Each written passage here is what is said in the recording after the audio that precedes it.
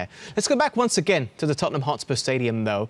The man who Harry Kane currently calls his gaffer, his manager, Jose Mourinho, is standing by with Alison Bender. Thanks, Jose. Oh, cheers. I just have two questions, so I'll get straight into it. Losing from winning positions once again, what does that say about the team? What do you think went wrong? Losing from winning positions is very similar to start matches very bad and be always in losing positions. If a team starts matches and is always losing and needs to turn it around, something is wrong. If a team is in winning positions and later in matches loses points, that is also something that is not right. So I'm not running away from that discussion. But I'm not going deep. I'm not going to analyze it. When I do analyze things more in a coaching perspective, the message is always wrong. I'm normally always criticized by my comments.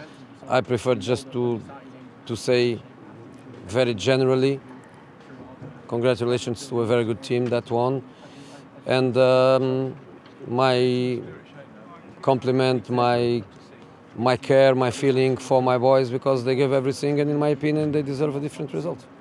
I know it is very difficult for you, but we've got to ask you about the disallowed goal for Cavani, and you did seem to show some sympathy to Ole Gunnar Solskjaer when you Look, if you ask me about the disallowed goal of Cavani, you have to ask me about Pogba elbow on Sergio Aurier in the beginning of the game. You think that was a red card?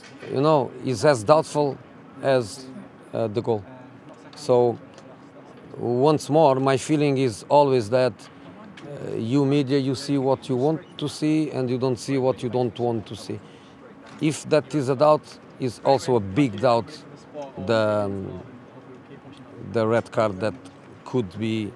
And the problem now is that you never know when it is, when it isn't. You never know. But that's the thing. Would you prefer to see a higher bar? Would you prefer to see this clear and obvious What error? I prefer means nothing. I am nobody. I am just a coach. I am nobody in the world of football to take this decision. So I have to eat what they give me to eat. And if it is like this, it is like this. Okay. Thanks, Jose. Thank you. Cheers.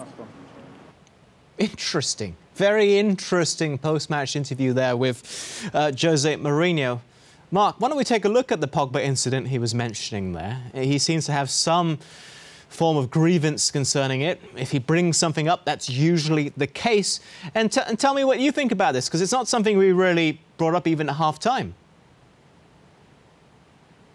No, I mean, it's a little bit like what we said about the incident leading to the goal. I mean, yeah, there's contact, and is it deliberate, or are you just trying to make yourself big and protect your position on the ball? I don't know. Actually, that looks more of an issue than the one that was penalised. So I take Jose's point. I think he's been a little bit defensive in his comments. He's trying to maybe deflect, because he knows if he highlights any incident with Pogba, then that's going to make headlines, and maybe the headlines will be diluted in terms of his team that's got beat 3-1 at home. So he's a very clever man in terms of using the media in a positive and a negative way. So listen, those incidents happen in games time and time again. Was it deliberate? I didn't think so. I think he's a player trying to protect his position near the ball. There's contact, absolutely there is. But is it a sending off? Goodness me! I mean, if that's a sending off, I think it's a bit sad day in football, because then the game doesn't become what we know and love, and it doesn't flow, and there's no continuity. We'd be stopping, and the referee would be blowing the whistle time and time again if we pick up on every incident. Sometimes the game has to be allowed to flow.